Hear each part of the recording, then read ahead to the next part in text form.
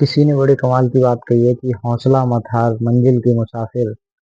आज नहीं तो कल सफलता मिल ही जाएगी, बस एक एक कदम बढ़ाता रहा अपने मंजिल की तरफ।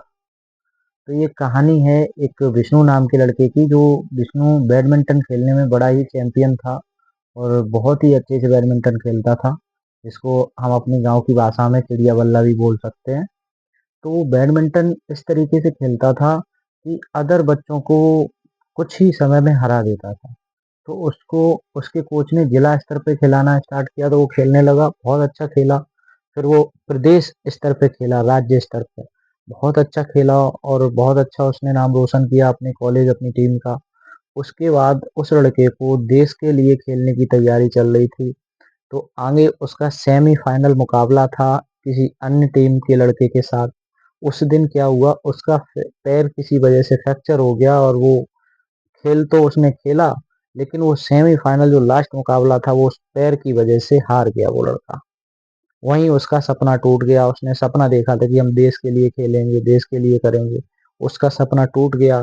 वहां उस दिन के बाद उसने कभी बैडमिंटन नहीं खेला। वो चिड़िया बल्ला घर आके रख दिए और उसके बाद वो अपने काम में लग गया। और फिर घर की जिम्मेदारी भी बढ़ रही थी, पैसा नहीं था घर में, माँ बाबू जी उसके बूढ़े हो चले थे। तो वो जिम्मेदारियों के चलते काम करने लगा। काम करते करते आने वाले समय में उसकी शादी हो गई सीमा नाम की लड़की से। और बड़ी अच्छी उसकी महिला थी, उसका साथ दिया, उसने सपोर्ट किया और दोनों नवविवाहित हुए। उसके बाद एक उसके बालक हुआ और माता पिता समय के साथ गुजर चुके थे। तो बालक हुआ, बहुत ही सुंदर बालक था, बहुत ही अच्छा था। उसका नाम उन्होंने आदित्य रखा। आने वाले समय में आदित्य को भी पढ़ने भेजने लगा और वो जो गाड़ियों के कुछ पार्ट होते हैं तो वो उसकी सर्विस वगैरह करता था विष्णु। तो विष्णु उसकी सर्विस करता, उससे अपना घर का खर्चा वर्चा निकाल लेता था।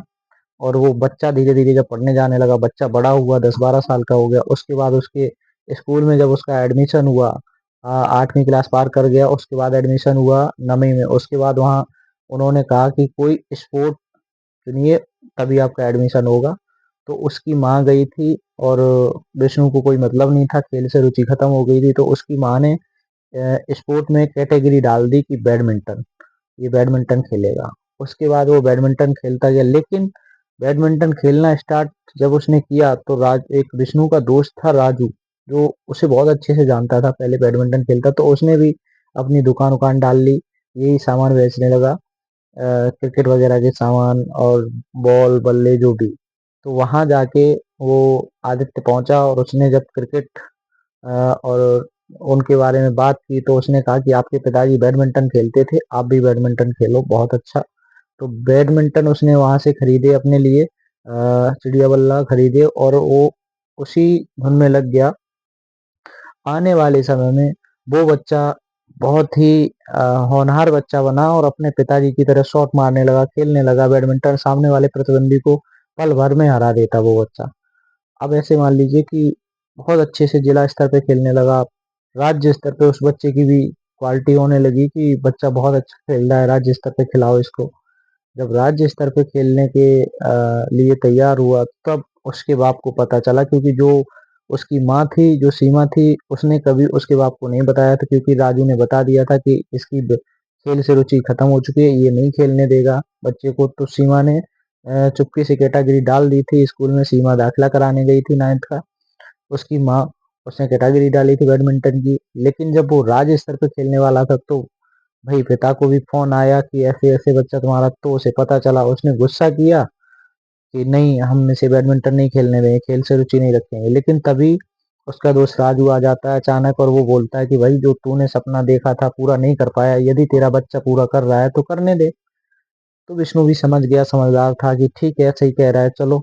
उसकी खेल की रुचि में उसे एक अच्छा कोच नहीं मिल रहा था, तो सीमा ने कहा कि क्यों तुम ही नहीं सिखा देते अपने बेटे को। तो एक उसने कहा ठीक है, एक हॉल ग्राउंड तैयार किया उसके लिए और उसमें वो ट्रेनिंग देने लगा अपने बेटे को विष्णु। दिन में जाता, दिन में गाड़ियों के पार्ट बनाता, सर्विस करता और रात में अपने बच्चे को बैडमिंटन की ट्रेनिंग देता 1 घंटे के लिए। तो ऐसे ही चलता रहा, बच्चा बहुत सुंदर खेला। और आने वाले समय में जब उसका जब बैडमिंटन सेमीफाइनल मुकाबला था, तो उसे लग रहा था विष्णु को कि मेरा भी सपना है, मेरे बेटे का भी सपना है, मेरा बेटा ज़रूर पूरा करेगा।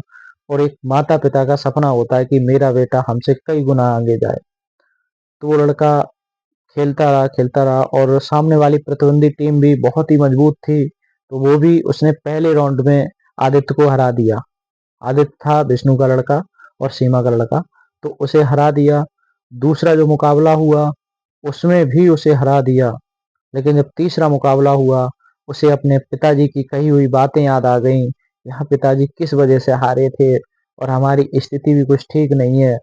तो वो बच्चा बड़े मन से खेलने लगा, बड़े दिमाग के साथ खेलने लगा और इस तरीके से खेला कि उसने पूरे हॉल में धूम मचा दी। तालियों की गड़गड़ाहट से पूरा हॉल झूमने लगा और उसने देखते ही देखते कुछ ही मिनटों में अपने प्रतिद्वंदी को बहुत अच्छे से हरा दिया। जब उसने राज्य स्तर पे हरा दिया, उस बच्चे को ट्रॉफी मिली, खुशी हुई। हालाँकि विष्णु को भी बहुत खुशी हुई क्योंकि वो ट्रॉफी वो नहीं जीत पाया था। उसकी माँ को भी बहुत खुशी हुई कि हाँ, हमारा बच्चा खेल में आगे जा रहा है, कुछ करेगा। तो ये तीनों घर आए, घर आने के बाद क्या हुआ, जो प्रतिद्वंदी टीम हारी थी, उसके जो घर के लोग थे, उन्होंने आके इसके घर पे लड़ाई झगड़ा करना स्टार्ट कर दिया क्योंकि उनको जलन होने लगी थी, उनका बच्चा आगे नहीं बढ़ा था। उन्होंने कहा भैया अपने बच्चे को भी बढ़िया से बढ़िया ट्रेनिंग दो और वो खेल में हारे इससे, उसके बाद आगे बढ़े।